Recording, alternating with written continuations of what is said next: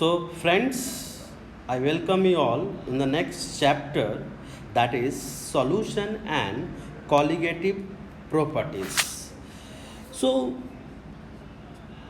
if we see, this is solution and colligative properties. So, this chapter is basically divided into two parts.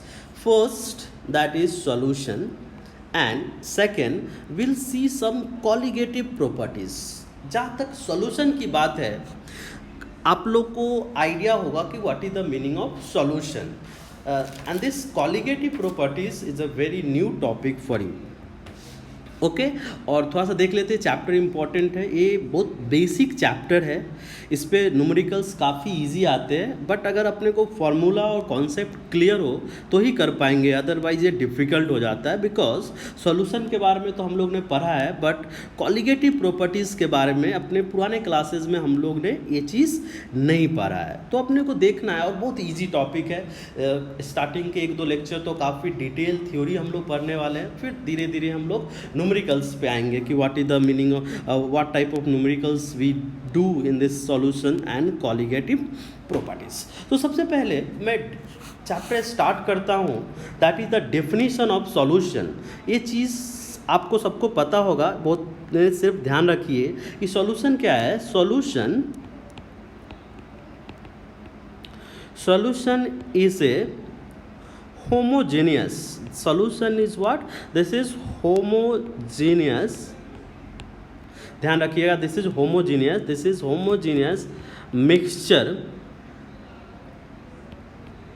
mixture of two. ये चीज़ काफ़ी लोगों को पता होगा, 2 और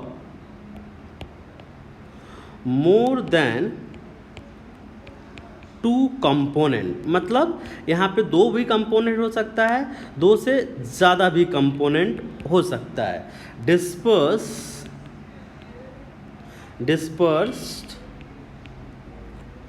ऑन ए मॉलिक्यूलर स्केल. तो क्या है सॉल्यूशन, एक बार फिर से बता देता हूँ. What is solution? एक होमोजीनियस मिक्सचर है जिसमें 2 या 2 से ज़्यादा कंपोनेंट को हम लोग मिक्स करते हैं and at a disperse molecular scale. बहुत ही सिंपल डेफिनेशन है, आप लोगों ने पढ़ा होगा, इस पर ज़्यादा डिटेल नहीं जाते. सॉल्यूशन में अगर आप हमेशा देखिएगा, सॉल्यूशन में हमेशा 2 कंपोनेंट होते हैं. And what are the 2 components? अगर देखिएगा, दिस इज कॉल्ड, एक को हम लोग बोलते हैं सॉल्वेंट और दूसरे को बोलते हैं हम लोग सॉल्यूट. तो सॉल्यूशन में अब ये दोनों जानना बहुत ज़रूरी है कि what is the meaning of solvent and what is the meaning of solute. This is very important, you must know this solvent, because थोड़ा कन्फ्यूजन होता है. कन्फ्यूजन क्या होता है कि जनरली हम लोग क्या मान लेते हैं, जो लिक्विड है उसको सॉल्वेंट एंड जो सॉलिड है उसको सॉल्यूट मान लेते हैं. बट अगर आप सोचिए कि अगर दोनों लिक्विड हुआ तो क्या होगा, या दोनों सॉलिड हुआ तो क्या होगा. तो ऐसे में अपने को टेक्निकल डिफिनीशन जानना बहुत ज़रूरी होता है कि what is the meaning of solvent and what is the meaning of solute. तो सॉल्वेंट जनरली, अगर सॉल्वेंट को मुझे डिसाइड करना है, सॉल्वेंट क्या होता है? कंपोनेंट, मतलब जो मिक्सचर आपने बनाया है, कंपोनेंट इन एक्सेस अमाउंट, जो मिक्सचर आपने बनाया है component in excess amount, that is called as solvent. And जो कंपोनेंट लेस अमाउंट में है, component in less amount, that is called as solute. तो ये चीज़ थोड़ा ध्यान में रखेंगे. What is the meaning of, देखो ये इसलिए ज़रूरी है क्योंकि ये पहले इंपॉर्टेंट नहीं हुआ करता था. I remember there was a question in JEE 2012, I think something 12 और 13 में या 9th में ऐसा कोई क्वेश्चन था. उन्होंने क्या किया था, वाटर को ही सॉल्यूट बना दिया था, बिकॉज वो पैसेज बेस्ड क्वेश्चन था और वाटर और इथेनॉल का मिक्सचर लिया था उन्होंने, और समहाउ क्वांटिटी ऐसा था कि उसमें वाटर एज ए सॉल्यूट की तरह काम कर रहा था. वहाँ पे बहुत बड़ा कन्फ्यूजन हो सकता था, इसलिए अपने को जानना बहुत ज़रूरी है what is the meaning of solvent and solute. तो ये प्लीज़ ध्यान रखिए, बहुत बेसिक है, सबको आता होगा, बट एक बार प्लीज़ इसको थोड़ा ध्यान दीजिए कि what is the meaning of solute. Okay. अब हम लोग देखते हैं, बिकॉज जब हम लोग सॉल्यूशन पढ़ते हैं तो सबसे पहले मिक्सचर को हम लोग क्लासीफाई कैसे करते हैं, what is the basis of classification, what is the base of the classification, and that is पहला क्लासिफिकेशन, दिस इज क्लासिफिकेशन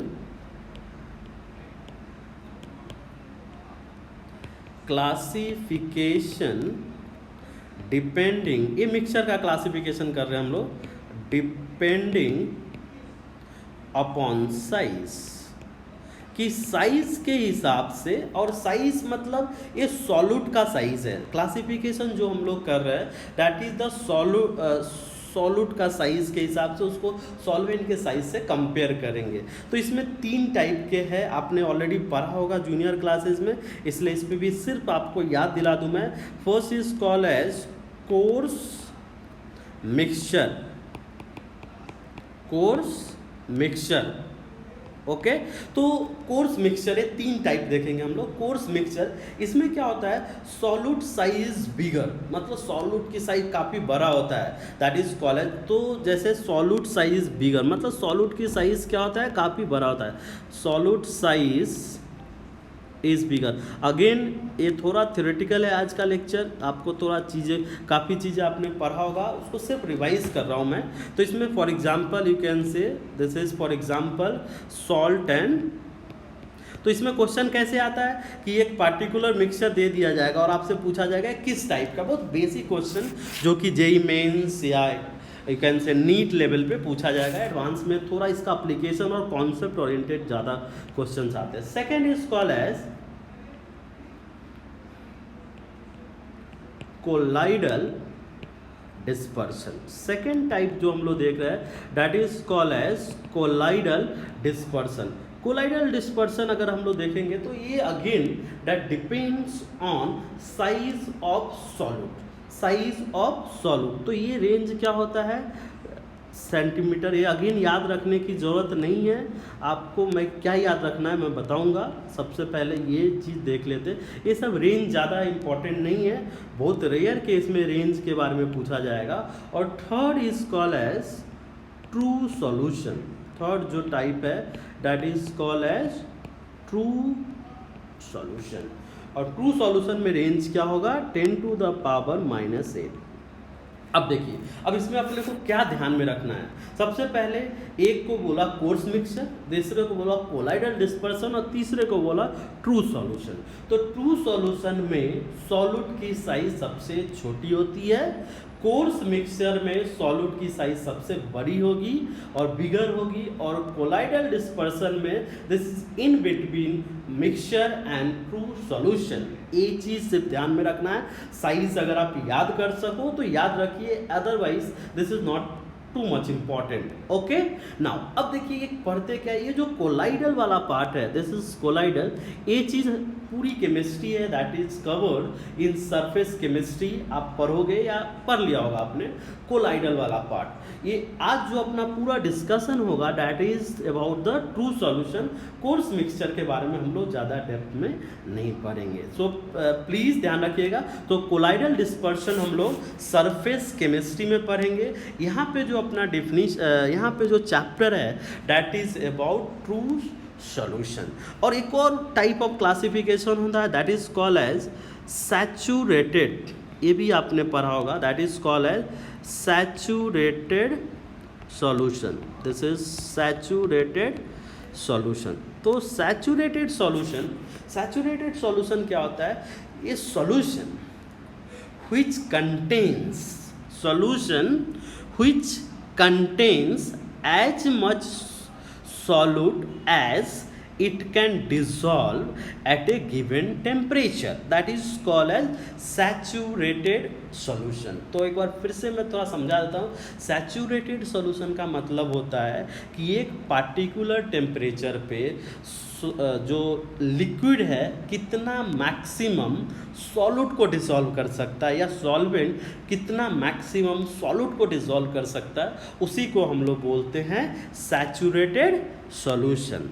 दूसरा जो है, ये सब बुक में डिफिनीशन लिखा हुआ, ज़्यादा टाइम इस पे नहीं लगाएंगे। Second is called as unsaturated second is called as unsaturated solution. Unsaturated solution, तो अनसैचुरेटेड सॉल्यूशन का क्या मतलब है? A solution which contain lesser solute, मतलब एक डिजायर्ड अमाउंट से थोड़ा कम solute than the amount it can dissolve. मतलब मान लीजिए कि एक वाटर है, for example water 28 degree Celsius पे 20 ग्राम, एक particular amount of water 20 gram solute maximum dissolve कर सकता है। तो उसमें अगर आपने 10 ग्राम ही रखा तो हम लोग क्या बोलेंगे? ये सॉल्यूशन अनसैचुरेटेड है। अनसैचुरेटेड सॉल्यूशन का मतलब होता है एक गिवन टेम्परेचर पे उस पार्टिकुलर सॉल्यूशन में we can dissolve more solute, this is called as unsaturated solution. एक और टर्म आता है यहाँ पे generally, that is called as super saturated.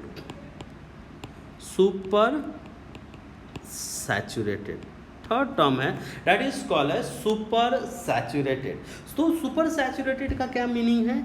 A solution which contains more solute than the amount of solute it can dissolve at a particular temperature.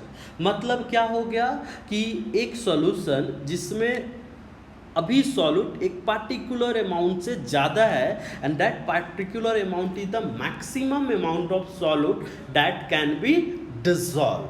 So that's why this is means कि super saturated solution का मतलब है कि मान लीजिए 20 gram sugar 1 litre water में dissolve हो सकता है, दिस इज सैचुरेटेड, बट उसमें आप अभी कितना है? 30 ग्राम है, तो ऐसे को क्या बोलेंगे हम लोग? Super saturated solution. Means saturate, अब दोनों में डिफरेंस बताता हूँ मैं। अनसैचुरेटेड सॉल्यूशन को अगर उसमें आप सॉलिड डालिए एट पार्टिकुलर टेम्परेचर वो डिसॉल्व हो जाएगा। सैचुरेटेड सॉल्यूशन में अगर सॉलिड डालते हो डिसॉल्व नहीं होगा, बट अगर उसको हीट करके सॉलिड डालिए तो डिसॉल्व हो जाएगा। और सुपर सैचुरेटेड सॉल्यूशन का मतलब होता है कि सॉलिड डालिए, हीट कीजिए, फिर भी डिसॉल्व नहीं होगा, तो ऐसे को हम लोग बोलते हैं super saturated solution. So please ये ध्यान में रखिएगा, what is the meaning of saturated and unsaturated solution. ये बहुत बेसिक है, आपने जूनियर क्लासेस में पढ़ा होगा, अपना सिर्फ मैं आपको ये रिवाइज करा रहा हूँ कि इसका मीनिंग क्या है।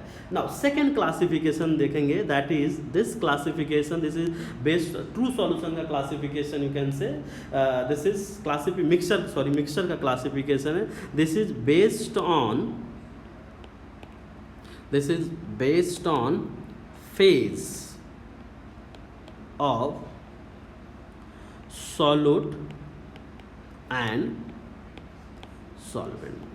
This is based on the, ये भी आपने पढ़ा होगा बहुत अच्छे से, this is based on the phase of solute and solvent. तो हम लोग क्लासीफाई कर लेते हैं, दैट इज कैसे करेंगे? देखिए, अब अपने पास सॉल्वेंट, तो ये आपने 9th क्लास में शायद पढ़ा होगा, तो इस पे भी ज़्यादा डिटेल नहीं देखेंगे, हम लोग सिर्फ कुछ एग्जाम्पल्स देखेंगे और इसका मीनिंग क्या होता है देखेंगे हम लोग। ओके, तो सॉल्वेंट है, एक में सॉल्यूट और एक में, तो सबसे पहले देखते हैं हम लोग कि अगर अपने पास सॉल्वेंट रहा और सॉल्यूट भी क्या रहा? सॉलिड रहा, तो इसके जैसे एग्जाम्पल, मतलब बहुत सिंपल है, इसमें समझाना कुछ नहीं है, एग्जाम्पल याद रखना। जैसे ब्रास, इसमें जनरली ओर आते हैं, ब्रास हो गया, ब्रॉन्ज हो गया, दिस इज स्टील हो गया, तो ऐसे आते हैं जिसमें यू कैन से कि सॉलिड जो है सॉल्वेंट भी सॉलिड है और सॉल्यूट भी सॉलिड है। दूसरा हम लोग ऐसे को हम लोग दूसरा देखेंगे हम लोग, जिसमें सॉल्वेंट सॉलिड हो, सॉलिड लिक्विड हो, और सो इसमें लिक्विड है, तो लिक्विड मतलब सॉलिड लिक्विड होना चाहिए। जैसे अमलगम ऑफ मरकरी, अमलगम अगर आप देखोगे, this is amalgam of mercury, ये भी। तो यहाँ पे सिर्फ आपको क्या करना है, याद रखना है। अगर क्वेश्चन आता है तो ऐसे क्वेश्चन आएगा कि अमलगम ऑफ मरकरी किस टाइप का सॉल्यूशन है, तो क्या सॉलिड इन लिक्विड है, लिक्विड इन सॉलिड है, तो ये चीज़ थोड़ा ध्यान में रखना है। दिस इज नेक्स्ट चीज़। और सॉल्यूट क्या होगा, गैस होगा। तो इसमें बहुत सिंपल एग्जांपल है, ये चीज़ आपने ऑर्गेनिक केमिस्ट्री में देखा होगा, H2 पैलेडियम, ओके, और you can say this is pumice stone, okay. तो दिस इज, तो ये जितने भी है इसको हम लोग बोलते हैं this is called as solid solution, okay. Now will see liquid solution. Liquid, तो इसमें लिक्विड होगा, लिक्विड किसके साथ मिक्स होगा, लिक्विड लिक्विड के साथ हो सकता है, तो ये तो बहुत सिंपल है, दैट इज इथेनॉल वाटर। तो यहाँ पे अगेन समझने के लिए ज़्यादा कुछ नहीं है, सिर्फ आपको याद रखना है, एग्जाम्पल बुक में भी दिया हुआ है एग्जाम्पल, तो नोट बनाने की भी ज़रूरत नहीं। Next is liquid solid. दूसरा एग्जाम्पल है दिस इज लिक्विड सॉलिड, ये तो सबसे ज़्यादा कॉमन है, that is sugar in water. This is what, sugar in water. Next is liquid gas. Liquid gas, liquid gas में क्या है, we have O2 and CO2, okay. Liquid gas में in water मतलब लिक्विड वाटर। तो ये सब example बहुत simple है, आपको सिर्फ थोड़ा सा जो ध्यान में रखना है, जैसे सॉलिड लिक्विड में, सॉरी लिक्विड सॉलिड में अमलगम हो गया, सॉलिड सॉलिड में हो गया, बाकी चीज़ें तो आपको क्लियर हो जाएगा, और ये जनरली पूछा भी जाए। तो ऐसे सॉल्यूशन को हम लोग बोलते हैं this is called as liquid solution, this is called as liquid solution. Now third is जब गैस होगा, that is gas in solid, sorry solid in gas. तो सॉलिड इन गैस जैसे camphor in nitrogen gas, this is what, camphor in N2 gas, okay. दूसरा next is this is gas liquid, gas liquid जैसे chloroform in N2, okay. Now third is gas that is air. तो ये ऐसे को हम लोग बोलते हैं गैस सॉल्यूशन। तो यहाँ पे देखिए अगेन क्या ध्यान में रखना है, आपको यहाँ से पूछा जाएगा, पार्टिकुलर एग्जांपल रहेगा, वो पूछा जाएगा कि किस टाइप का सॉल्यूशन है। तो ऐसे होगा जैसे उनको पूछना होता कि लिक्विड इन सॉलिड अमलगम क्या है, तो आपको क्या बोलना होगा, लिक्विड इन सॉलिड। अगर पूछा जाएगा प्यूमिक स्टोन क्या है, that is gas in solid. तो ये बहुत बेसिक है, आपने ऑलरेडी पढ़ा है, इस पर ज़्यादा डिस्कस नहीं करेंगे हम लोग। सो आज के लिए बस इतना ही, थैंक यू।